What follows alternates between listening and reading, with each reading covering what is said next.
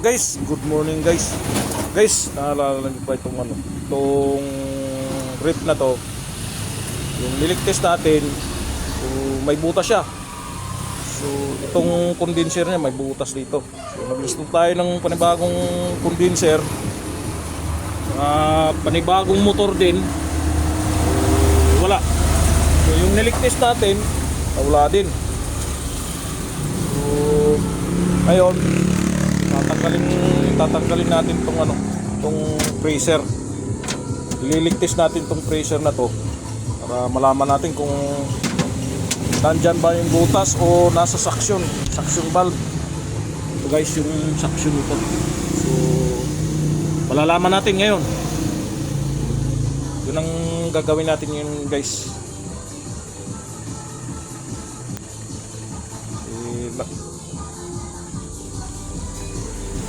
Yan guys. Tumulog na to. Ito ang gagawin natin muna ngayon. Tabayin mo ko guys.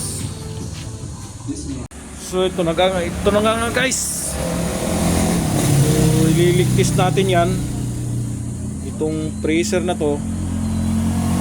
Para kung sakali andito yung butas sa pressure, gawa natin ang paraan. Saka kung doon din sa sa suction din, so magagawan din natin ng paraan yun. So ito na lang guys ang kulang nito. Pag nililigtas ko kasi nawawala yung ligtas ko nito. So yung condenser goods na, napalitan na natin ng condenser. So dito na lang problema sa dalawang to, sa suction at saka dito sa pressure na to. So malalaman natin ngayon. Liligtas natin to ngayon guys, para malaman na natin, para madala na natin doon sa sa may-ari ito, para naman masiyahan ang may-ari nito. So guys, update ko kayo mamaya. So guys, update ko kayo sa kanina sa inano natin na ligtas.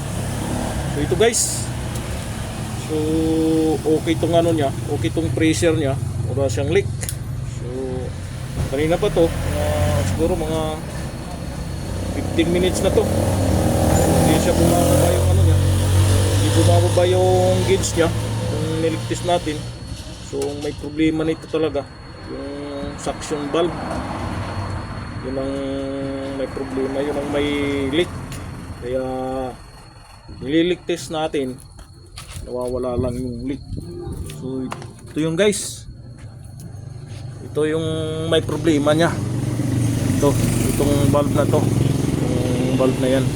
So tinaas ko na yan para kakapitan natin ng panibagong suction. So update ko kayo guys. So dyan muna kayo guys. So guys, ito na nga, tapos na yung natin pag-install ng suction. Ito na yun, suction at saka capillary. Mayroon leak sila parehas. So yan guys, yan, bago rin yung capillary, condenser.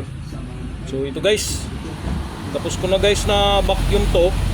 So ito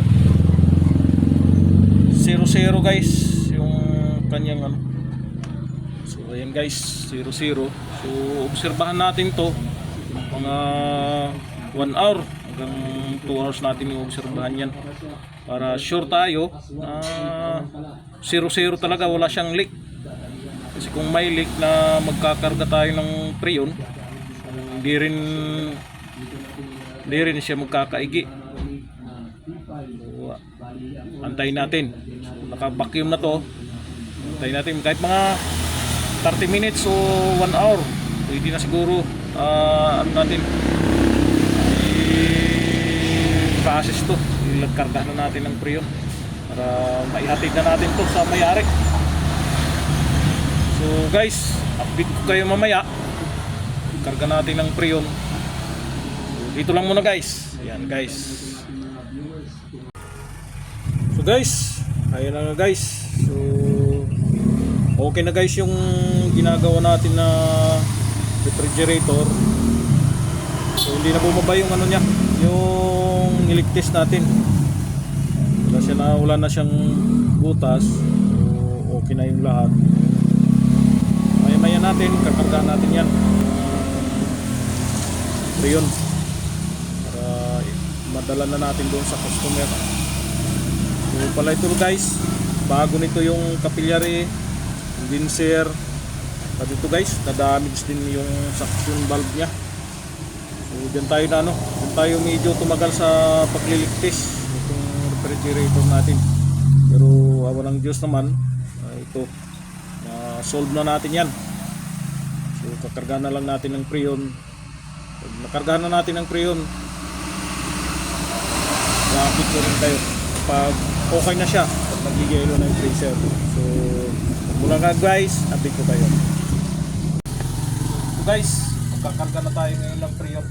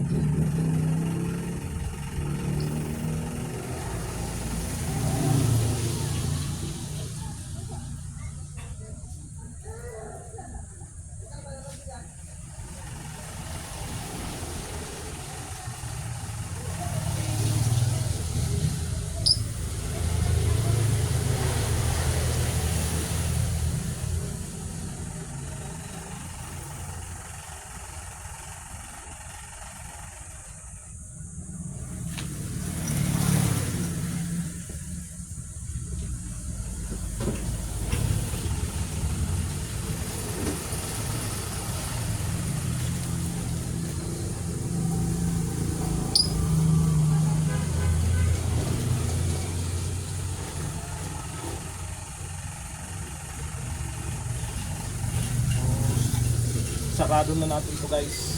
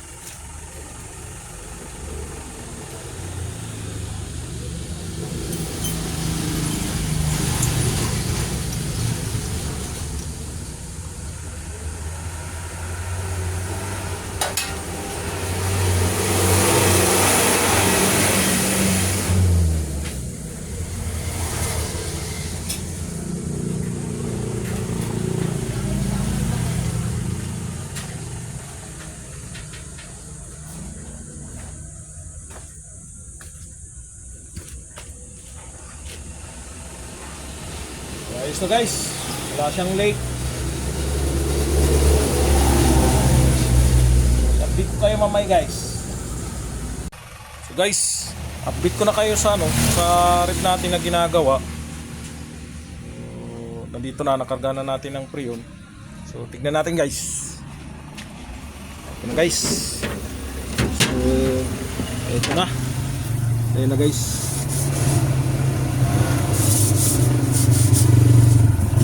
Yelo na siya guys, oh. Umuusok na guys. Yeah, yelo. So yan guys. So, yan.